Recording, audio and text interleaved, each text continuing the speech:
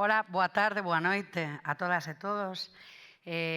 Bueno, pois gracias a Lois tamén por esta preciosa presentación. Efectivamente, eu non son lingüista, son antropóloga e musicóloga e hoxe o que vos vou a propoñer é que saquemos un pouco o estereótipo do galego, da Galiza, do patrimonio cultural este noso en xeral, a relucir un pouco, non? Entón, hoxe, digamos que o que traio é un pouquiño a miña experiencia de investigación, o meu doutoramento, como moi ben dixo Lois, en antropoloxía social e, ademais, especialiceime na arquitectura deste país, na narrativa que se fixo deste país e do que somos neste país no nodo franquista a través do uso do folclore musical. Pero hoxe sí que vos quero traer unha reflexión mixta así tamén con respecto ao galego, porque a min pareceme moi interesante e eu traballo moito na aula. Vou-vos a propoñer así como un método en 4 fases, digamos, que é o que utilizo eu tamén cos meus rapaces e rapazas nas aulas de música ou de antropoloxía. As 4 fases son: 1. Localizar os estereótipos.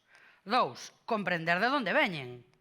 Donde están? En moitos lugares, pero eu traio vos un, que é nodo, digamos, non? 3. Somos así? Reflexionar si somos así ou non somos así. E que significa que se nos siga presentando así. E 4. Como podemos deconstruir e reconstruir outra idea do que somos nós. Se é que queremos outra. Se esa nos vale, que eu penso que xa non, pois, que podemos facer con ela, non?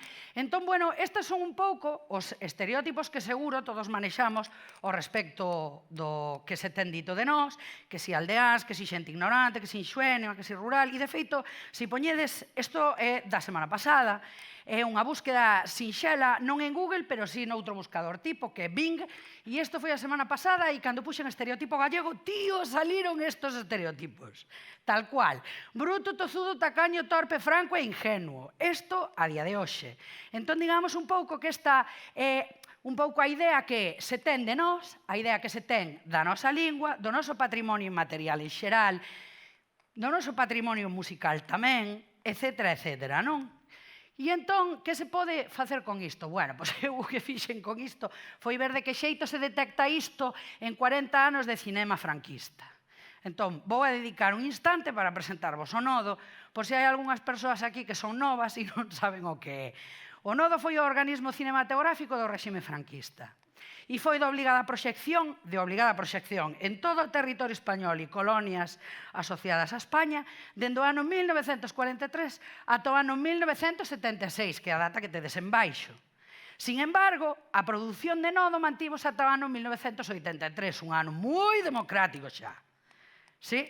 Entón, hai materiais producidos de nodo que efectivamente son do 79, dos 80, do 81, nacimos moitos desta sala neses anos, do 82, do 83, e finalmente quedou readmitido todo o personal e a plantilla nodo, quedou readmitida en Televisión Española, en Radio Televisión Española, que é quen hoxe ten os dereitos de explotación de nodo, pero que podedes ver, xa veredes, libremente. E a min faime moita ilusión traer nodo a esta sala, porque non sei se sabedes que esta, na que estades, foi unha sala de cinema que efectivamente tuvo proxección dende o ano 1935 ata o ano 1993.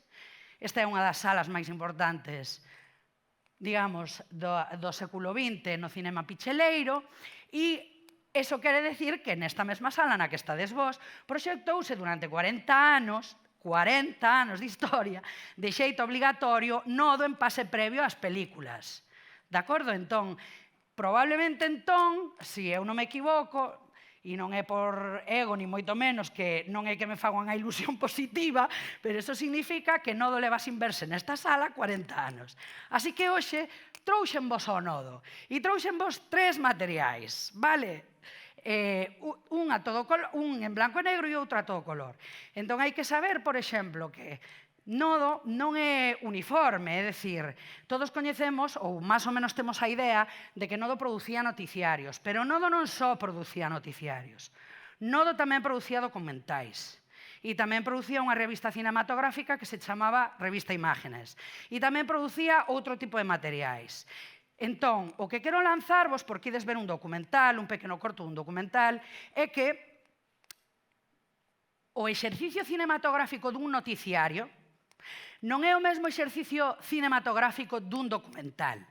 Un noticiario de nodo é onde se ve toda esa propaganda de carácter política, digamos, moi evidente, cunha linguaxe moi clara.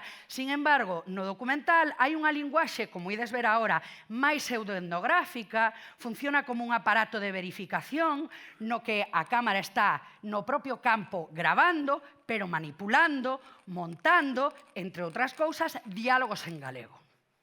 Que ides ver aquí, a xente di, non pode ser en nodo, galego, como?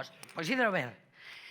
Galicia y sus gentes ayer y hoy de las tierras meigas. 59 minutos de metraje que podes ver nas vosas casas. A poder ser, te da man un chupito de algo, vale? Porque si sodes intensitos ou un antiestrés para gestionar, bueno, a intensidade ou un chupito. E cada vez que digan Carrera del Conde, Vino del Ribero o Conjo, chupito.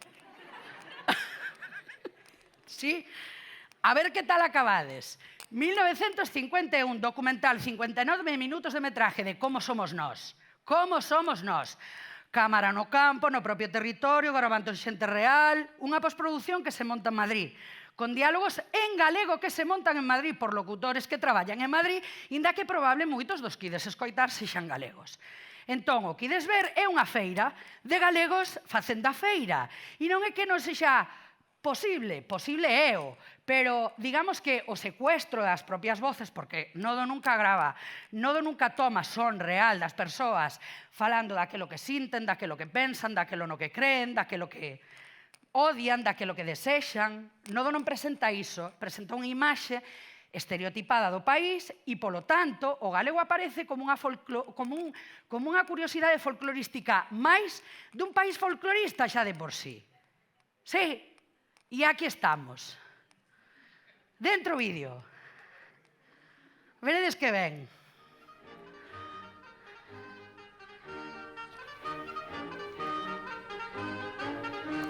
Atención á música tamén, sempre.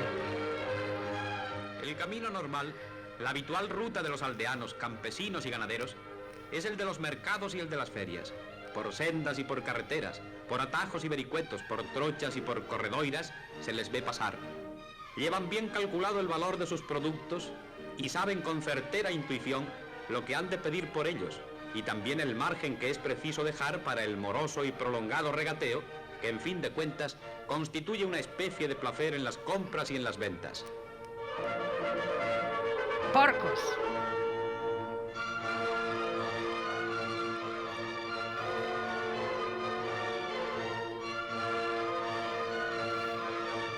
Exhiben con legítimo orgullo sus productos de artesanía, la tradicional alfarería. Las almadreñas tan apropiadas al terreno y al clima de la región. La harina, el tesoro del campo.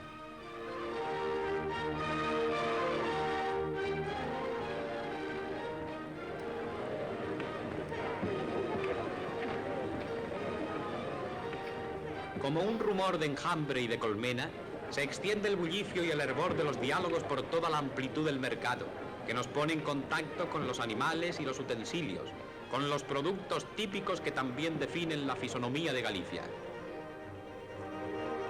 Para que non digas que cho pesei mal. E canto vale esta galiña? Mire, ben pode buscar por todo o mercado que non as encontrará mellores. O grano eche ben gordo. É que cría, nesta terra canto se cría é bo.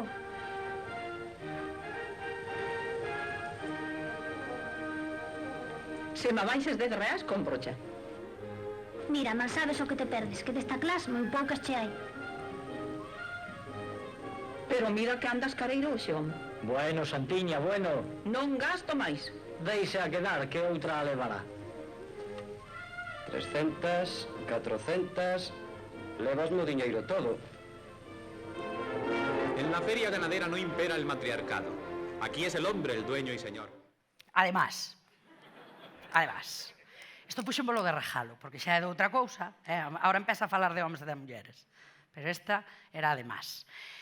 Claro, Nodo casi nunca utilizaba, efectivamente, non existían todavía os medios técnicos que recollían o son a través das cámaras de cine. Había que levar un equipo de son específico e externo. Solo había unha cámara en todo o país, en todo o territorio do Estado español, que grababa son e non se movía de Madrid, porque era para gravar o son de... Aí está, moi ben. E só a manexaba un home en todo o Estado español. Ben, este documental, Galicia y sus gentes, ayer y hoy de las tierras meigas, termina así.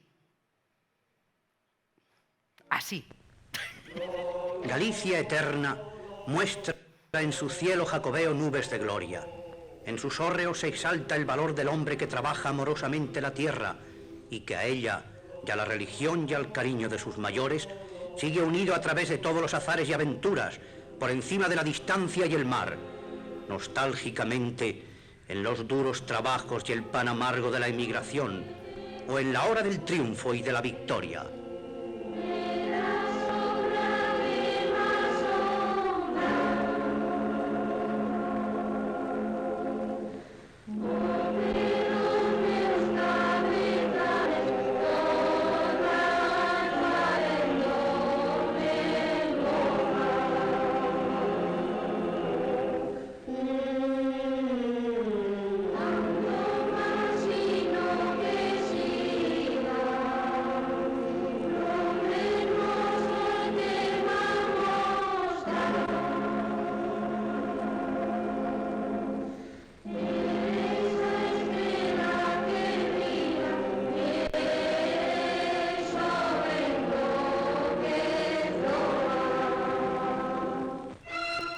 Esta es Galicia, tenaz, silenciosa, callada, profundamente mística y finamente alegre, ejemplo y prez de la España inmortal.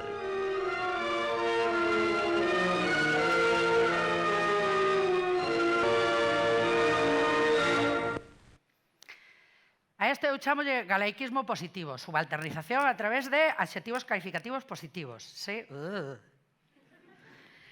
Pero chegou no ano 60 Fraga. E con Fraga chegou o nodo a color, porque Fraga foi ministro de Turismo. Sí, pero o ministro de Turismo é información. Nodo de quen dependía do Ministerio de... A ver, hombre, información. Moi ben. Entón, este documental xa nos queda fora do tempo de Fraga, como ministro de Información e Turismo, pero digamos que leva un pouco a súa impronta no sentido de que toda esa subalternidade e todo ese estereótipo, toda esa Arcadia que nos somos e todo ese bon salvaxe que somos, ponse o servicio pois da experiencia turística e da comercialización. Entón, aquí xa ides ver un documental no que os japoneses viven a súa experiencia etnotemática. E estou certa de que tedes cantidade de paralelismos contemporáneos a este. Es el Japón un pueblo donde el sol nace y cuyos habitantes puede decirse que viven cara al mar.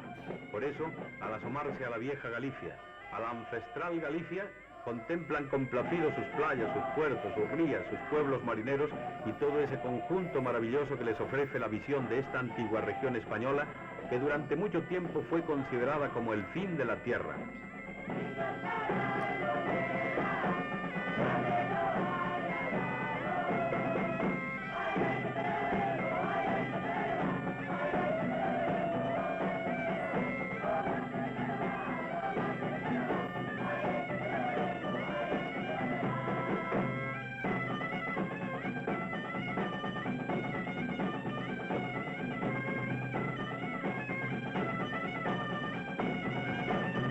Observade que os planos En un cambian antro en el camino ca con la foto. maravilla al fondo de la ría de Pontevedra, escuchan la actuación del coro infantil Virgen Peregrina, que con toda gentileza ofreció un recital de danzas y canciones gallegas. Después de arrancar notas a la legendaria y céltica gaita, se mezclan espontáneamente con los actuantes y ensayan, no cabe duda que con acierto, los pasos de nuestros típicos bailes.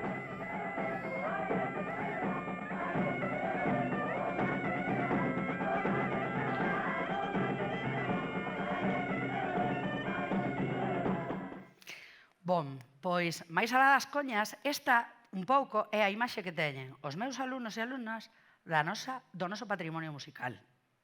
esta. E moita outra xente do noso país, digamos, non? Porque, en realidade, a representación musical foi, pois, efectivamente, a través de fórmulas folcloristas, etcétera, que tamén acontece con outros parámetros da cultura, como poidan ser ca lingua. Entón, a min pareceme moi interesante reflexionar. Somos o que se representa, somos o que se nos representa. E entón eu lánzovos unha serie de preguntas para un pouco reflexionar sobre o concepto da representación e da responsabilidade que implica tamén, non?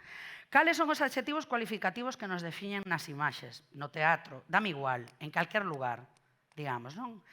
Na prensa, aquelo de Galicia profunda, en calquer outro lugar, digamos, non? Non ten por que ser Nodo. Ti tes os mesmos adxetivos cualificativos na túa cabeza? Como se usa a lingua? E para que? Por exemplo, en Nodo, de que xeito se usa? Está dignificada ou está utilizada para desactivar simbólicamente o potencial lingüístico-cultural dun pobo, por exemplo, non? A música que ves ou a lingua que escoitas é o noso patrimonio inmaterial. Sabes cal é o teu patrimonio inmaterial? Sabes quen és? Sabes quen somos? Sabemos como somos? Ou somos só unha especie de reproducción do mapa folclorista dos estereótipos que se ten construído ao longo de moito tempo e que non son únicos a Nodo en absoluto e que están de plena actualidade, digamos, non? Por último, deconstruir un pouco esa representación para reconstruir outra distinta. Que fai falta? Bueno, pouco. Actitude, home. Primeiro, estar en disposición de querer descubrir e construir outra mirada. Tamén estar en disposición de aceptar honestamente e con tranquilidade que efectivamente esa está en circulación non só social e culturalmente, sino tamén un pouco en nós mesmas, digamos, non? Atoparnos aí, neses lugares tamén. Reconstruirnos a través da práctica cotiá da lingua e do noso matrimonio cultural, musical, inmaterial, facernos cargo daquelo que sí preciamos e, bueno, ir soltando aquelo que non preciamos, digamos, non? Tamén lle recomendo moito que obteñan a información por unha mesma, directamente a partir da experiencia que teñen na casa, na aldea, na rúa, no seu barrio, nos bares, cos colegas, no instituto, nas aulas e en todas partes, que obteñan a información, que contrasten esa imaxe da representación ca realidade das persoas que lle rodean, digamos, non? E que contemplen de que xeitos ou en que lugares hai loita, hai dignidade, hai resistencias, hai amor, hai humor, hai caricatura, hai desactivación do estereótipo a través do humor, porque a min, e con isto xa remato, pareceme super interesante tamén descubrir e desactivar os elementos de carácter discursivo do estereótipo, que ao final o que evidencia é un discurso subalterno e colonial dos povos,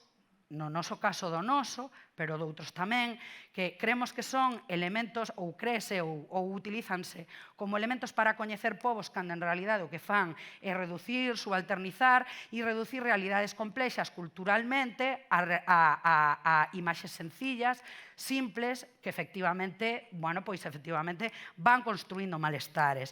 Entón, a min pareceme moi interesante performarse a través do humor e comprender tamén que efectivamente, neste país non só pasan cousas como as que pasan en Nodo, sino que, por exemplo, nos anos 70, no ano 77, había todo un pobo efectivamente loitando a través de piquetes, pois como esta imaxe de Ana Turbó, que hai moitas cousas que descoñecen da representación, da presencia e das loitas do seu país que efectivamente nos convirten tamén nun pobo dinámico, cunha lingua de comunicación dinámica que sirve para moito máis que falar cos porcos na feira de Nodo e da fariña, non? Que tamén, por suposto, non? Proposta, pois aí os tedes, están todos colgados online, sí, de libre acceso. Non se poden descargar, pero non fai falta. Tedes tropecentos mil materiais de nodos nos que se fai O uso do galego é residual, certamente. O sea, eu puxenvos varios exemplos, pero hai outros elementos. Por exemplo, no vídeo final do Galicia e sus gentes, vistedes como se utiliza e se manipula unha poesía de Rosalía de Castro con música de Juan de Montes, por exemplo, non? Entón, esos pequenos ítems tamén forman parte de bandas sonoras que están en moitos materiais relativos a Galiza. Entón, materiais nodos para uso responsable, aproveitalos para construir futuro, porque, e con isto xa remato, resulta que o humor, que é unha cousa incrible de maravillosa que é, sirve non só para que o tirano máis grande de todos aparezca caricaturizado totalmente, sino para que a subalternidade máis pequena tamén sexa superdigna. Obrigada.